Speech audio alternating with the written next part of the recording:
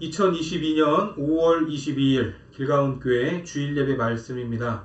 오늘 본문은 사사기 6장 17절에서 24절까지 말씀입니다. 같이 봉독하겠습니다. 기드온이 그에게 대답하되 만일 내가 주께 은혜를 얻었사오면 나와 말씀하시니가 주 되시는 표징을 내게 보이소서. 내가 예물을 가지고 다시 주께로 와서 그것을 주 앞에 드리기까지 이곳을 떠나지 마시기를 원하나이다 하니 그가 이르되 내가 너 돌아올 때까지 머무르리라 하니라. 기드온이 가서 염소 새끼 하나를 준비하고 가루 한 에바로 무교병을 만들고 고기를 소쿠리에 담고 국을 양푼에 담아 상수리 나무 아래 그에게로 가져다가 드리매 하나님의 사자가 그에게 이르되 고기와 무교병을 가져다가 이 바위 위에 놓고 국을 부으라 하니 기드온이 그대로 하니라. 여호와의 사자가 손에 잡은 지팡이 끝을 내밀어 고기와 무교병에 대니 불이 바위에서 나와 고기와 무교병을 살랐고 여호와의 사자는 떠나서 보이지 아니한지라.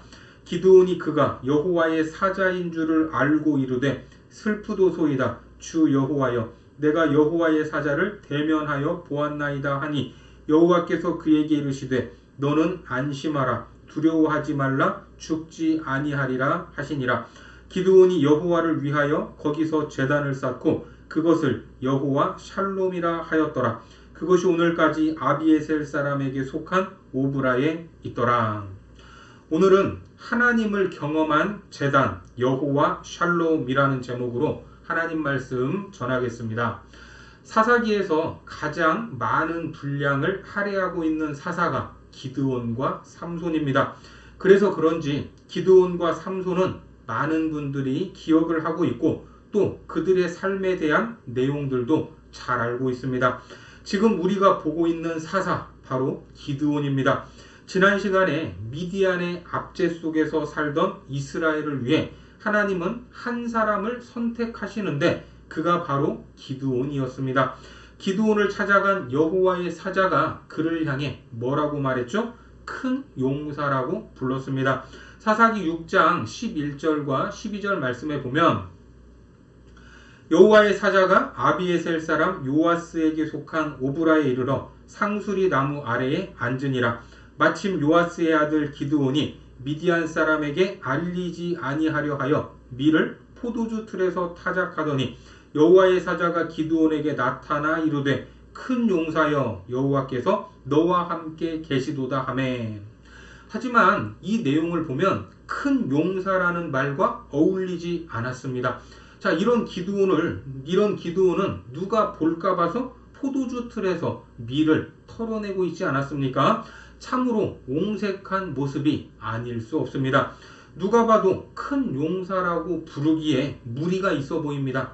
큰 용사라는 이 호칭에는 하나님의 백성으로서 큰 용사답게 살아야 할 이스라엘이 그렇게 살지 못하고 있는 것에 대한 질책이 담겨 있었습니다. 어떤 부모가 자기 자녀가 세상에서 찌질하게 살기를 바라겠습니까? 얼굴도 못 들고 고개를 숙인 채 말도 못하고 살기를 바라는 그런 부모는 없을 것입니다. 하나님도 마찬가지였습니다. 하나님이 선택한 그 백성들인데 여호와의 군대로 불러주셨는데 범죄했기 때문에 그런 모습으로 살아가고 있었던 겁니다. 그런 삶이 너무나 안타까우신 겁니다. 하지만 하나님은 기드온을 선두로 해서 큰 용사로 만들어 나가실 겁니다. 그런 하나님의 마음과 계획이 큰 용사라는 이 부름에 담겨 있다는 것입니다.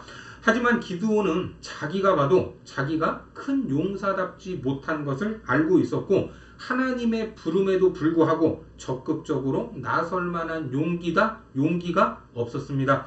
그래서 즉각 반응하는 것이 아니라 이런저런 질문을 했고 하나님은 거기에 대해서 친절하게 대답을 해 주셨습니다. 이러한 대화 속에서 우리가 알 수 있는 것은 기드온이 하나님을 몰라도 너무나 모른다는 사실입니다. 실제로 누군가와 대화를 하다 보면 그 사람이 요즘 뭐에 관심을 가지고 있는지, 무슨 생각을 하면서 살아가고 있는지 이러한 것들을 엿볼 수 있지 않습니까? 주식에 관한 이야기, 부동산에 관한 이야기, 이런 이야기만 주구장창 한다면 그 사람의 관심과 생각이 어디에 있겠습니까? 딱 봐도 알 수 있다는 말입니다. 바로 기드온이 하는 말을 보면 기드온의 생각과 영적인 수준에 대해서 가늠할 수 있습니다. 그래서 오늘 본문에 보시면 이제 기드온이 한 가지 제안을 하게 됩니다. 본문 17절 말씀에 보시면 기드온이 그에게 대답하되 만일 내가 주께 은혜를 얻었사오면 나와 말씀하시니가 주 되시는 표징을 내게 보이소서. 기드온은 지금까지 내게 하신 말씀이 사실인 증거를 보여달라고 말하는 겁니다. 하나님이 함께 하신다고 하니까 그 증거를 보여달라는 겁니다. 어떠한 해석은 기드온이 신중해서 이렇게 표징을 요구한다라고 말을 하지만 과연 신중해서일까요? 아닌 것 같습니다. 앞서 기드온은 하나님이 함께 하신다라는 이 말에 뭐라고 말을 했죠? 사사기 6장 13절에 보시면 기드온이 그에게 대답하되 오 나의 주여 여호와께서 우리와 함께 계시면 어찌하여 이 모든 일이 우리에게 일어났나이까? 또 우리 조상들이 일찍이 우리에게 이르기를 여호와께서 우리를 애굽에서 올라오게 하신 것이 아니냐 한 그 모든 이적이 어디 있나이까? 이제 여호와께서 우리를 버리사 미디안의 손에 우리를 넘겨주셨나이다 하니 하나님이 함께하고 계신다면 왜 우리가 이렇게 지고 있고 왜 이런 거지 같은 삶을 살고 있느냐는 말입니다. 한마디로 앞뒤가 맞지 않는다는 것이죠. 기드온의 입장에서는 참으로 합리적인 질문이었고 당연히 할 수 있는 말이었습니다. 하나님에 대한 이야기를 들어본 적은 있는데 그 하나님은 성경에만 계시는 하나님이시고 그냥 옛날 이야기이고 우리 조상들은 그런 하나님을 경험했는지는 모르겠지만 지금은 아니라는 말입니다. 하지만 하나님은 끝까지 기드온을 설득하시면서 함께 하시겠다 이렇게 약속해 주십니다. 사사기 6장 16절에 여호와께서 그에게 이르시되 내가 반드시 너와 함께하리니 내가 미디안 사람 치기를 한 사람을 치듯 하리라 하시니라. 여기에 대해서 오늘 기드온이 표징을 보여달라고 말을 한 겁니다. 아니 하나님 40년 동안 지고 살았는데 한 번도 이긴 적이 없는데 내가 나서면 이긴다고요? 말도 안 됩니다. 무슨 수로 이긴다는 말입니까? 이런 마음으로 표징을 보여달라고 했던 것입니다. 그러니까 기드온은 성경 속의 하나님은 알고 있었지만 아직도 그 하나님이 내 삶에 어떻게 역사하시는지 하나님인지 모르고 있었다는 말입니다. 사실 모르는 것이 잘못은 아니죠. 하나하나 배우면 됩니다. 배우고 알아가는 과정이 필요한 것입니다. 오늘이 바로 그런 과정을 보여주고 있는데 계속해서 본문 18절을 보겠습니다. 내가 예물을 가지고 다시 주께로 와서 그것을 주 앞에 드리기까지 이곳을 떠나지 마시기를 원하나이다 하니 그가 이르되 내가 너 돌아올 때까지 머무르리라 하니라. 하나님은 기드온의 요구에 기다린다고 약속을 하십니다. 이제 예물을 가지고 올 겁니다. 선물을 가지고 온다고 합니다. 그러면 당신도 나에게 보여주라 이렇게 이야기를 합니다. 혹시 도망갈지도 모르니까 여기에서 기다려달라고 말하지 않습니까? 이것이 하나님을 얼마나 모르는가 보여주고 있는 장면입니다.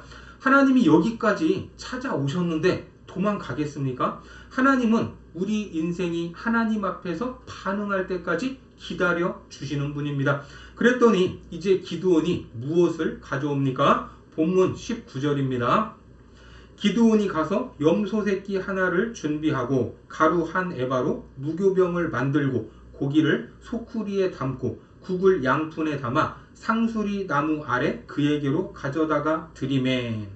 여기에 보면 염소 새끼, 무교병, 고기, 국 이런 것들을 준비해 왔는데 이 예물을 하나하나 생각해 보면 놀라지 않을 수 없습니다. 일단 염소 새끼 한 마리를 준비했습니다. 그리고 가루 한 에바, 아마도 밀가루 한 에바였을 텐데 그것으로 무교병, 누룩을 넣지 않은 이 바게트 빵처럼 딱딱한 빵을 만들었는데 여러분 한 에바가 어느 정도인지 아십니까? 이거는 리터로 환산을 하면 22.7리터입니다. 무게로는 9.6kg입니다. 밀가루 9.6kg으로 빵을 만들면 그 양이 얼마나 많습니까? 그것을 누가 다 먹겠습니까? 염소 새끼까지 있습니다. 그런데 여기에서 끝이 아닙니다. 고기를 소쿠리에 담아왔고 국은 양푼에 담아서 가져왔다고 합니다.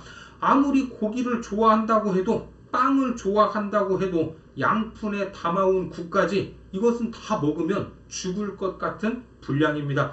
더군다나 이 당시 이스라엘의 식량 사정을 생각해보면 과해도 너무나 과한 것입니다. 사사기 6장 3절과 4절 말씀해 보시면 이스라엘이 파종한 때면 미디안과 아말렉과 동방 사람들이 치러 올라와서 진을 치고 가사에 이르도록 토지 소산을 멸하여 이스라엘 가운데에 먹을 것을 남겨두지 아니하며 양이나 소나 나귀도 남기지 아니하니. 어떻습니까? 당시 미디안과 동방 사람들이 쳐들어와서 먹을 것을 하나도 남겨두지 않던 시절입니다. 곡식과 짐승을 다 쓸어가던 시절인데 기드온은 이렇게 귀한 것들을 가지고 나왔던 것입니다. 숨어서 밀을 타작을 했다면 아마도 조금씩 먹을 분량만 타작을 하지 않겠습니까? 그렇게 먹을 것이 귀한 시절인데 염소 새끼는 키워서 새끼도 낳아야 할 텐데 가지고 왔습니다. 음식이 귀하기 때문에 아껴야 할 상황에서 왜 이렇게 과하게 준비를 했을까? 이것은 먹는 문제가 아니라 예물의 문제였기 때문입니다. 여러분 생각을 해보시면 이렇게 준비해서 갔을 때 여호와의 사자가 만약에 도망가 버렸다면 어떻게 하겠습니까? 그러니까 기드온에게 있어서는 진정한 예물을 준비했던 것입니다. 이런 어려운 시절 이렇게 과분한 예물을 가지고 나올 정도면 적어도 기드온 안에는 정말 성경에서 말하는 그 하나님이 살아계신다면 우리 할아버지와 할머니가 만났던 그 하나님이 나를 찾아오셨다면 좀 더 그분을 알아가고 싶은 그런 간절한 마음이 있었던 것입니다. 긴가민가한 마음에 표징을 보이라고 했지만 기드온에게 있어서 이것은 적어도 진심이었던 겁니다. 그렇게 여호와의 사자에게 가져왔습니다. 본문 20절 말씀을 보겠습니다.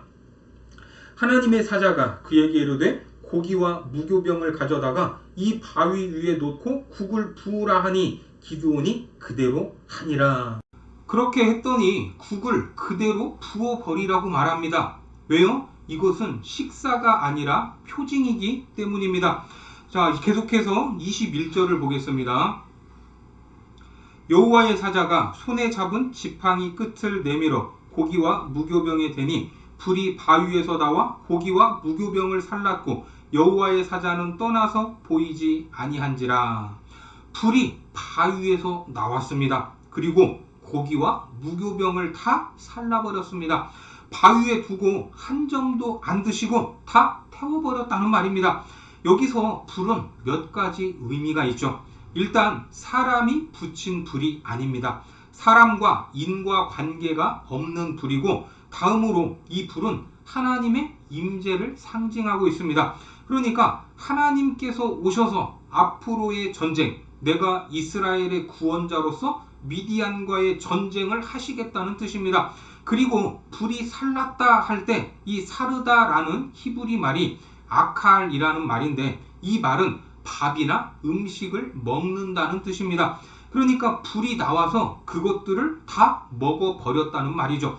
특히 불이 반석에서 나왔는데 성경에서 반석은 누구를 상징합니까? 하나님을 상징하고 있습니다. 성경 몇 곳을 확인해 보겠습니다. 신명기 32장에 그는 반석이시니 그가 하신 일이 완전하고 그의 모든 길이 정의롭고 진실하고 거짓이 없으신 하나님이시니 공의로우시고 바르시도다. 사무엘하 22장에 여호와 외에 누가 하나님이며 우리 하나님 외에 누가 반석이냐. 시편 94편에 여호와는 나의 요새시요 나의 하나님은 내가 피할 반석이시라. 이 외에도 성경에는 여호와를 반석이라고 말하는 곳이 많이 있습니다. 오늘 불이 여호와를 상징하는 반석에서 나와서 기드온이 드린 예물을 모조리 삼켜버렸습니다. 그리고 여호와의 사자는 더 이상 보이지 않았다. 이렇게 이야기를 합니다. 다시 21절 말씀 다시 한번 보겠습니다. 여호와의 사자가 손에 잡은 지팡이 끝을 내밀어 고기와 무교병에 대니 불이 바위에서 나와 고기와 무교병을 살랐고 여호와의 사자는 떠나서 보이지 아니한지라. 여호와의 사자가 떠나서 보이지 않았습니다. 사라져 버렸습니다. 왜 그랬을까? 때로 하나님은 그 백성들을 찾아가셔서 현현하시지만 계속해서 눈에 보이는 것은 아닙니다. 신약에서도 엠마오로 가던 두 제자에게 부활하신 주님이 동행을 하시는데 제자들은 그분이 예수님인 줄도 모르고 이런 이야기 저런 이야기를 주고받았습니다. 그리고 예수님은 그들에게 성경을 풀어주셨고 날이 저물자 제자들의 요청에 따라 집에 가서 식사도 같이 하게 됩니다. 이후 제자들이 그분이 주님이었다라는 것을 알게 되지만 이미 주님은 사라져버린 후의 일입니다. 누가복음 24장에 나오죠. 그들과 함께 음식 잡수실 때에 떡을 가지사 축사하시고 떼어 그들에게 주시니 그들의 눈이 밝아져 그인 줄 알아보더니 예수는 그들에게 보이지 아니하시는지라. 그들이 서로 말하되 길에서 우리에게 말씀하시고 우리에게 성경을 풀어주실 때에 우리 속에서 마음이 뜨겁지 아니하더냐 하고. 이러한 사건들을 통해서 알 수 있는 것이 무엇입니까? 하나님이 함께하는 것이 눈에 보이는 현상으로 드러나는 것이 아니다 하는 말입니다. 눈에 보이는 증표를 보여주실 때도 있지만 그 이후에는 믿음으로 행하고 너의 책임을 다하라는 것입니다. 눈으로 보이면 참으로 황홀하지 않겠습니까? 정말 좋은 순간일 겁니다. 그런 순간이 영원히 계속되면 얼마나 좋겠습니까? 변화산에서 큰 영광을 받던 베드로에게도 그런 마음이 있었습니다.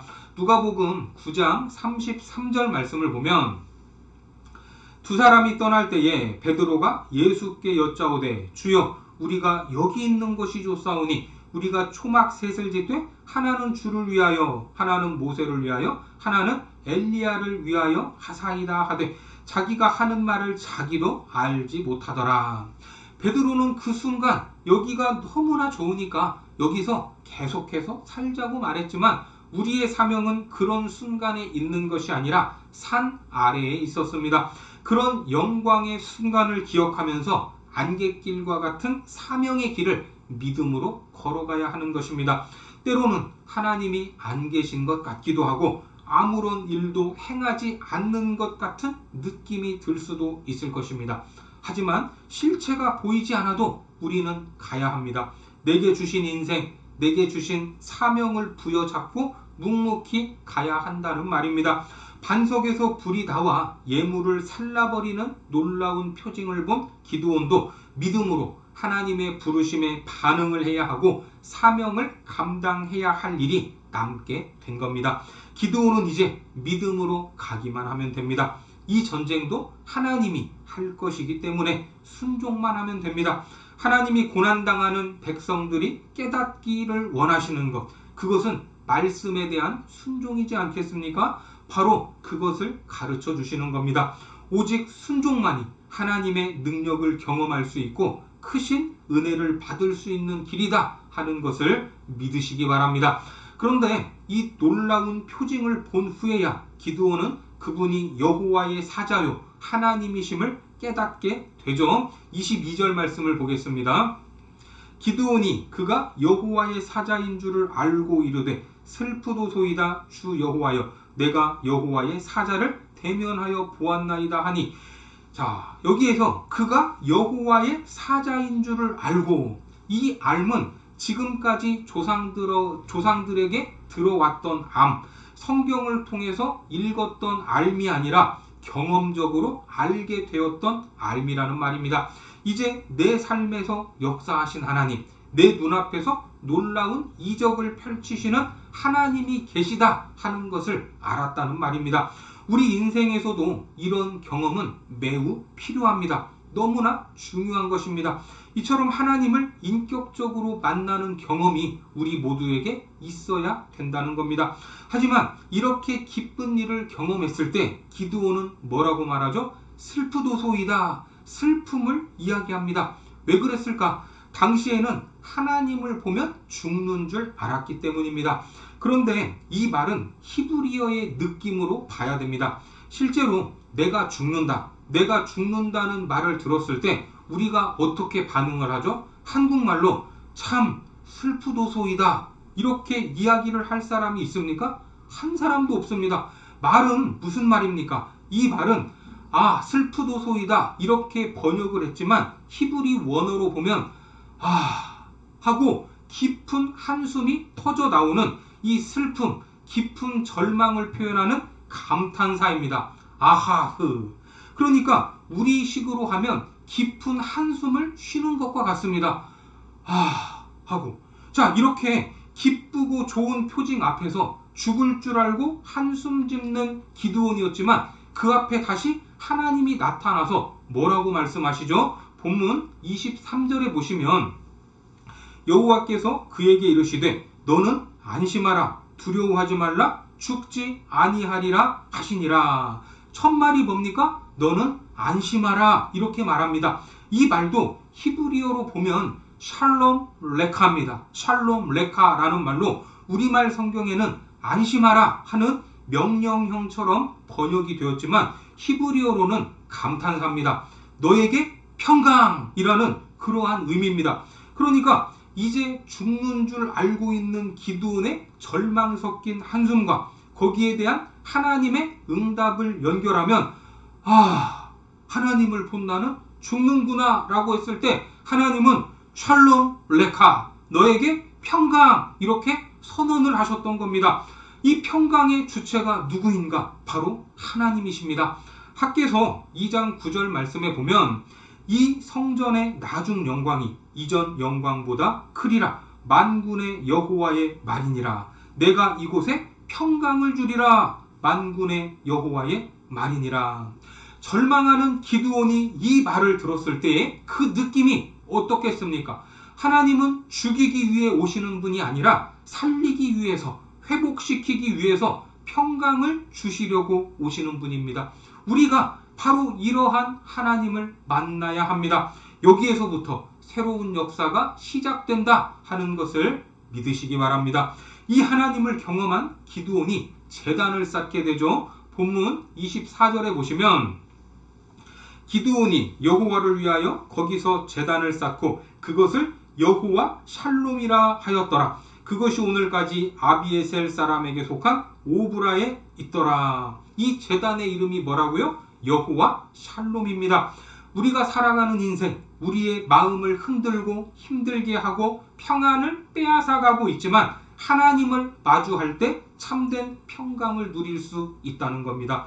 이 평강, 여호와 샬롬은 내 상황이 좋아지고 원하는 것들이 이루어지고 내 뜻대로 다 돌아가는 그런 상태를 말하는 것이 아니라 그런 것과는 상관없이 하나님의 임재 가운데에 우리가 의지하던 세상의 우상들이 다 무너지고 그분과의 관계가 회복되는 것, 그리고 그분 안에서 평강 가운데 거하는 것, 그것이 여호와 샬롬입니다. 그저 전쟁에 이겨서 평화를 얻는 그런 수준의 샬롬이 아닌 것입니다.